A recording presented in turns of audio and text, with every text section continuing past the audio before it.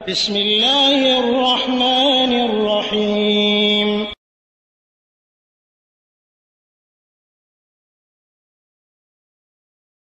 আসসালামু আলাইকুম ওয়া রাহমাতুল্লাহি ওয়া বারাকাতুহু।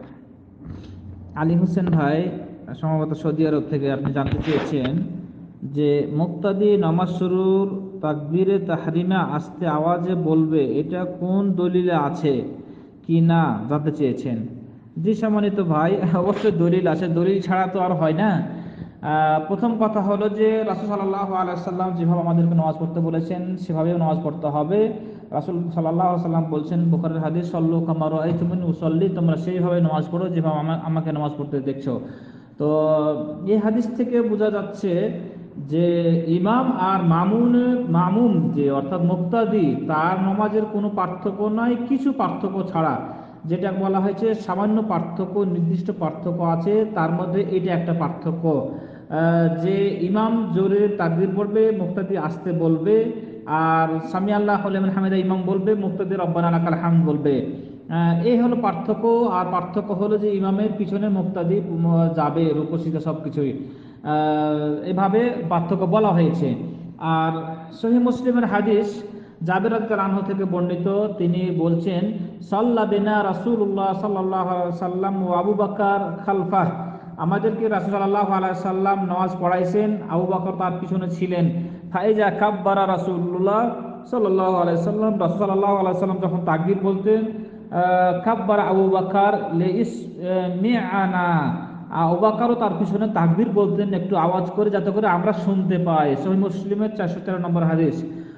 ওয়াকানা যালিকা ফি মারাজি রাসূল সাল্লাল্লাহু আলাইহি ওয়াসাল্লাম ফাকানা সাউতাহু দাঈফা লা ইয়াসমাউল মুসাল্লুন, রাসূল সাল্লাল্লাহু আলাইহি ওয়াসাল্লাম অসুস্থ হওয়ার কারণে তার আওয়াজ একটু দুর্বল বা একটু নিচু হয়েছিল, যার কারণে মুসল্লিগণ শুনতে পাচ্ছিলেন না। তখন আবু বকর রাদিয়াল্লাহু আনহু একটু জোরে করে আওয়াজ দিলেন, তার পিছন থেকে যেন সবাই শুনতে পায়।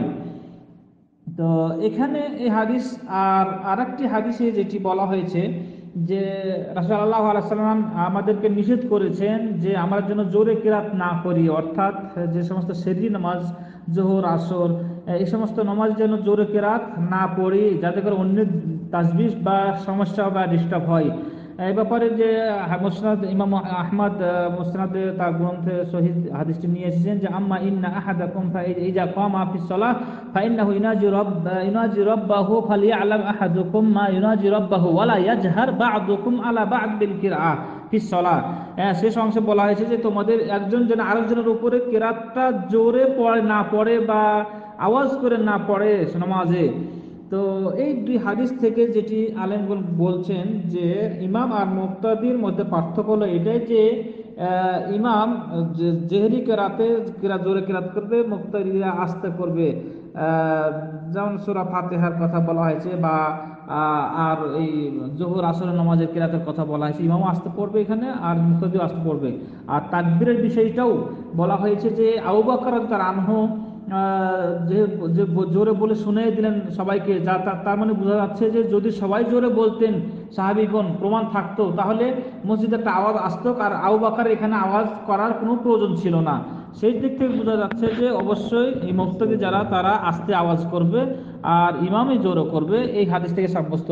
এই ব্যাপারে আলেমগণ ফতোয়া দিচ্ছেন, যেমন আল বুয়ুতি হাম্বালি, তিনি বলছেন যে একরাহু জাহরুল মামুন ফিস সালাহ, যে নমাজের ভিতরে মামুন যারা, মুক্তাদি যারা, তারা জোরে তাকবীর পড়বে, এটা হলো মাকরুহ, এটা জায়েজ নয়, এটা অন্যদের সমস্যা হবে। কাশফুল কেনা 1 নম্বর খণ্ডে 332 নম্বর পৃষ্ঠা। এরপরে ইমাম ইবনে তাইমিয়া তিনি তার মাজমা ফতোয়া 23 নম্বর খণ্ডে 402 নম্বর পৃষ্ঠাতে উল্লেখ করছেন যে সবাই আলেমগণ একমত যে লা ইশরা'আত জাহর বিতাকবীর খালফাল ইমাম, ইমামের পিছনে জোরে তাকবীর পড়বে এটা কারোর জন্য শরীয়ত সম্মত নয়, মানে প্রয়োজন ছাড়া। যেমন ইমাম যদি দুর্বল হয়, আওয়াজ কম হয়, তাহলে কেউ একজন ব্যক্তি মুকাব্বির হতে পারে, আওয়াজ করতে পারে, তাছাড়া অন্যদের জন্য এটা শরীয়ত সম্মত নয়, ইমাম ইবনে তাইমিয়া বলছেন। এভাবে আরো হানাফি মাযহাবের এক গ্রন্থ মারাকিল ফালাহ 97 নম্বর পৃষ্ঠা, তো এখানে বলছেন যে আসন্ন জেহরুল ইমাম বিতাকবীর, ইমামের জন্য সুন্নাত হলো যে জোরে তাকবীর পড়বে আর মুক্তাদি যারা তাদের জন্য নয়, তাদের আসতেই তাকবীর পড়তে হবে।